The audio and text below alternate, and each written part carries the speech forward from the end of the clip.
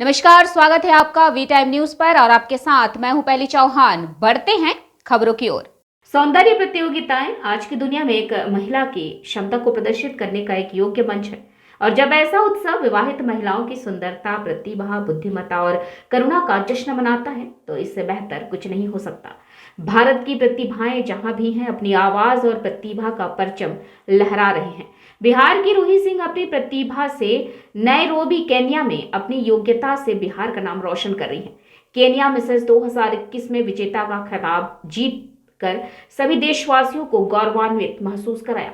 रूही ने बताया कि मेरी हर सफलता में मेरे पति अंकुर सिंह जी का छाया बनकर मेरे साथ खड़े होना ही काफी होता है।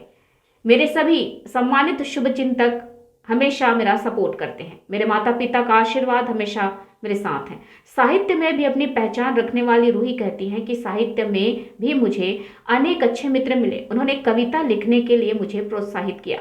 आज साहित्य में भी मेरी रुचि है। इतना ही नहीं, रूही ने जून 2023 में वर्ल्ड वाइड स्टेज पे मिसेस इंडिया केन्या होने के नाते केन्या का प्रतिनिधित्व किया और उसमें भी Mrs best smile of world wide का खिताब जीता। इसके साथ ही Mrs India queen of substance 2023 जो कि 10 से 13 अगस्त तक दिल्ली में आईटीसी होटल में मिसेस इंडिया पेजेंट का 11वां संस्करण आयोजित किया था। हमारी अपनी पहली Mrs India Kenya Ruhi Singh Mrs India Kenya का ताज पहनने से पहले ही इस प्रतियोगिता की फाइनलिस्ट थी। कोविड के कारण इस आयोजन में कुछ वर्षों की देरी हुई और अंततः इस महीने इसका समापन हुआ। यह वैश्विक स्तर पर विवाहित महिलाओं के लिए सबसे बड़ी प्रतियोगिता थी और बड़ी संख्या में आवेदकों में से 40 प्रतियोगियों को फाइनलिस्ट के रूप में चुना गया था। रूही सिंह उपविजेता रही और खिताब भी जीता। यह 3 दिवसीय कार्यक्रम था जो पूरे दिन के प्रशिक्षण और कई फोटो सेशन के साथ ग्रूमिंग सत्रों से भरा था। रूही द्वारा महाकाव्य महाभारत के एक काल्पनिक एकालाप को दर्शाने वाले एकल अभिनय की न्यायाधीशों और दर्शकों द्वारा खूब सराहना की गई। उन्होंने 14 अन्य प्रतियोगियों के साथ फाइनल राउंड में जगह बनाई और अंत में उप विजेता का स्थान हासिल किया।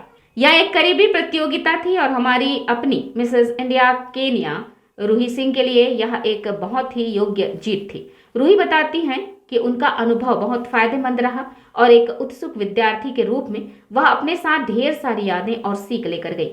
हम रूही सिंह को उनकी उपलब्धियों के लिए शुभकामनाएं देते हैं और आशा करते हैं कि वह भविष्य में भारत और केन्या को गौरवान्वित करने के लिए इस तरह के और पुरस्कार जीतती रहेंगी। अचीवमेंट नहीं मानती जब तक मैं उसमें कुछ कर ना लूं। मैं अचीवमेंट मानती हूँ इस बात को कि मैं 3 वर्ड्स यूज करती हूँ आजकल खुद के लिए: dreamer, believer and fighter. So मैंने पहले सपने देखे। That's my biggest achievement actually, कि मैंने खुद को कन्विंस किया कि I am a dreamer. Then मैंने उस पर विश्वास किया कि आई कैन डू इट, उस पर मैं लगी and I am fighting for that. So मैं अचीवमेंट अपना dreamer, believer and fighter point को मानती हूँ कि मैंने इसको खुद को बिलीव कराया कि मैं कर सकती हूँ और मैं लगी हुई हूँ। God knows, I hoping for best कि जा रही हूँ और इस डेडिकेशन से जा रही हूँ। तो आई कैन से ये मुझे लग रहा है कि मैं कुछ अच्छा करके आऊंगी, बट अपने आप को कन्विंस करना मेरे लिए बहुत टफ था।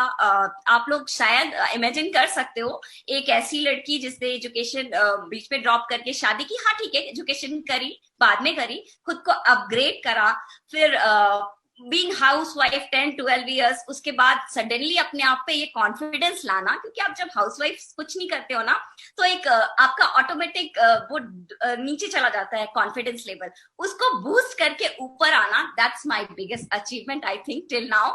आगे तो आप लोग देखो, god knows. We time news के लिए गया बिहार से गजेंद्र कुमार की रिपोर्ट।